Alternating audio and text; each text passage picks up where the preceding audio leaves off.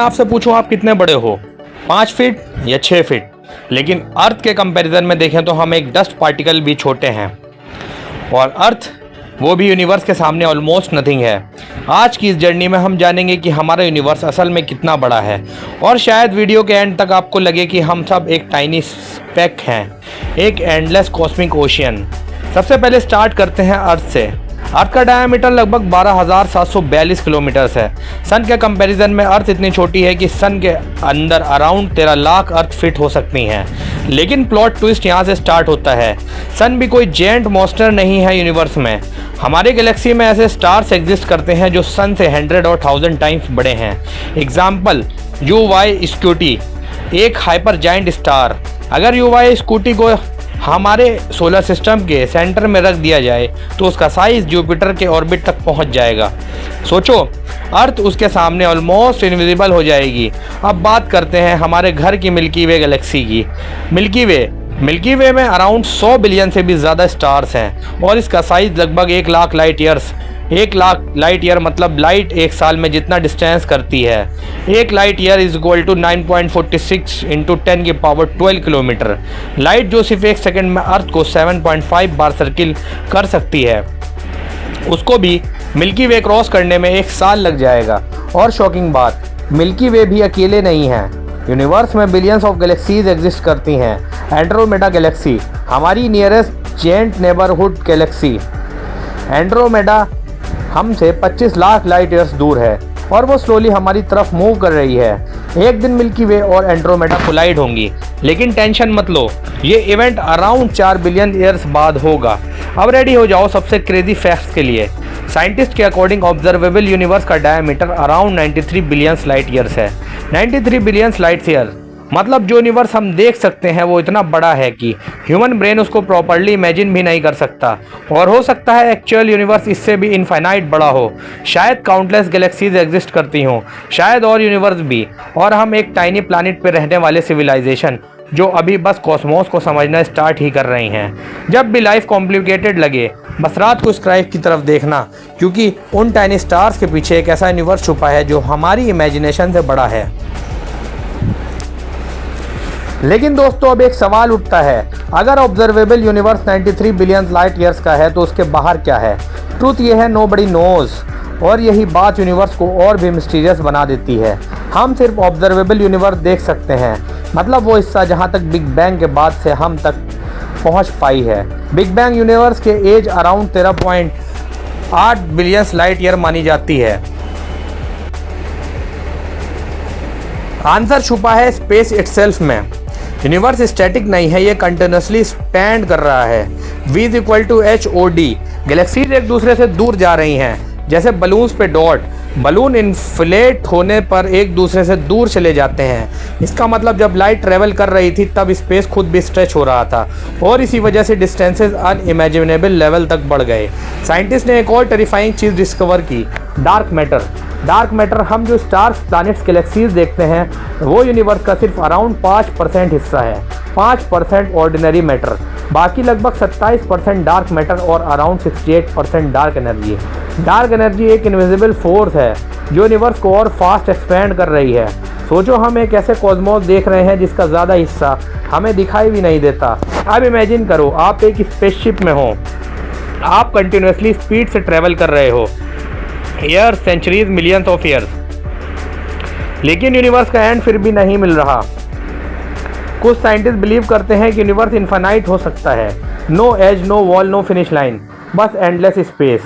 और अगर universally truly infinite है तो मैथमेटिकली पॉसिबल है कि कहीं ना कहीं एक और अर्थ हो, एक और विजन ऑफ यू जो एग्जैक्टली यही वीडियो देख रहा हो।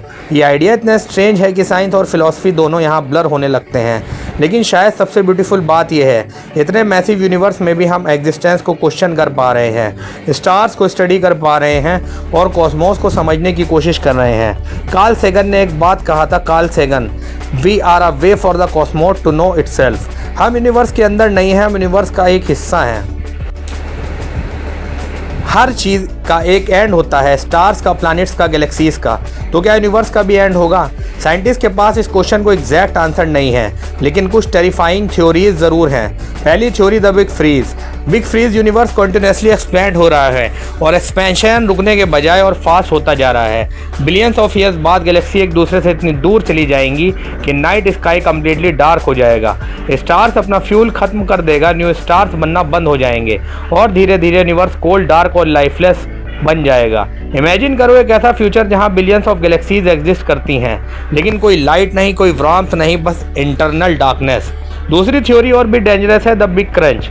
Big crunch is the theory के अकॉर्डिंग एक दिन यूनिवर्स का एक्सपेंशन रिवर्स हो सकता है। गैलेक्सीज वापस एक दूसरे की तरफ आएंगी, स्पेस श्रिंक होना स्टार्ट हो जाएगा, टेम्परेचर राइज करेगा, स्टार्स कोलाइड करेंगे और इवेंचुअली पूरा यूनिवर्स कोलैप्स होकर एक सिंगल शॉट डेथ पॉइंट बन जाएगा, exactly opposite of the big bang.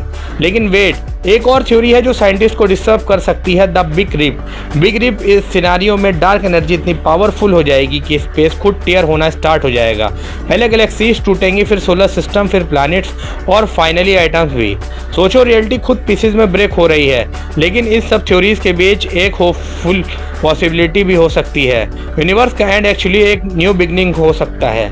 कुछ साइंटिस्ट बिलीव करते हैं कि बिग बैंग यूनिक इवेंट था, लेकिन शायद यूनिवर्स बार बार बॉर्न होते हैं, एक यूनिवर्स एंड होता है, दूसरा बिगन, जैसे कॉस्मिक रीबर्थ। और शायद इस इनफाइनाइट साइकिल में हम सिर्फ एक चैप्टर हैं, लेकिन एक बात क्लियर है, ह्यूमैनिटी अभी भी यूनिवर्स के सीक्रेट को समझने की बिगनिंग स्टेज में है। हमने मून पे कदम रखा, Apollo 11 moon landing, black holes की इमेजेस कैप्चर की, ब्लैक होल्स और बिलियंस ऑफ लाइट ईयर दूर गैलेक्सीज डिस्कवर की। लेकिन जितना हम सीखते हैं उतना ही रियलाइज़ होता है कि हम कितना कम जानते हैं। यूनिवर्स सिर्फ स्टार्स और प्लैनेट का कलेक्शन नहीं, ये एक मिस्ट्री है, एक एंडलेस पजल जिसे ह्यूमैनिटी सॉल्व करने की कोशिश कर रही है।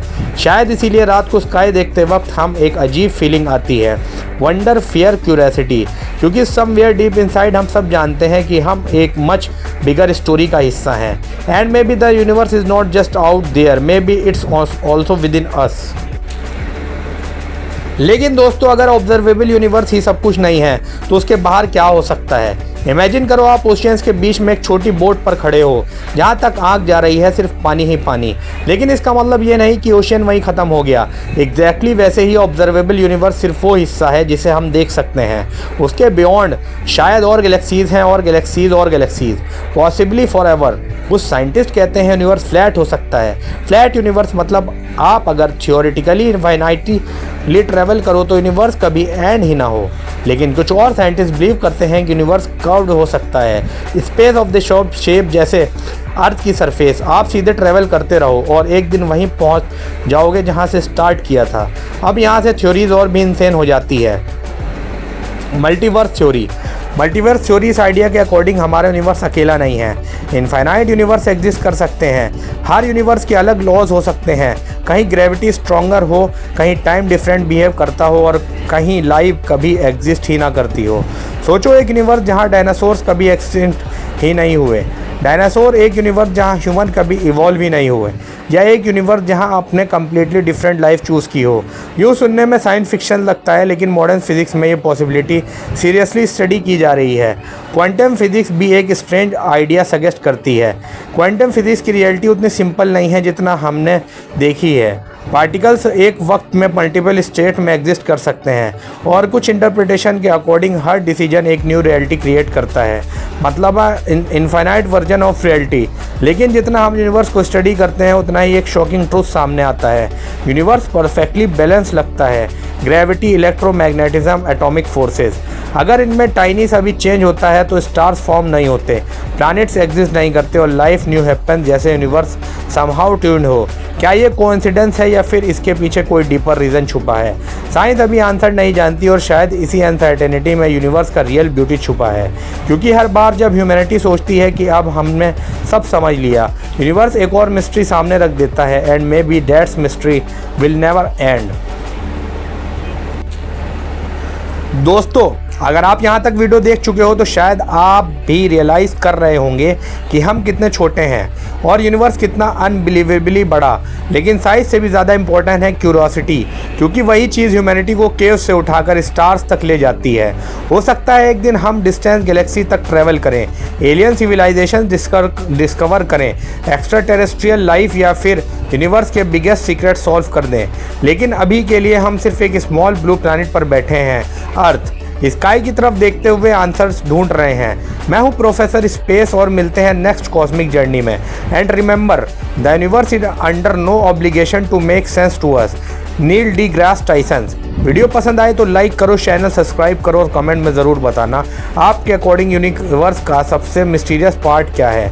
बाकी दोस्तों, अगर रिकॉर्डिंग में कहीं कोई ग्लिच, ऑडियो इशू या स्मॉल मिस्टेक हो गई हो तो उसके लिए माफ़ी।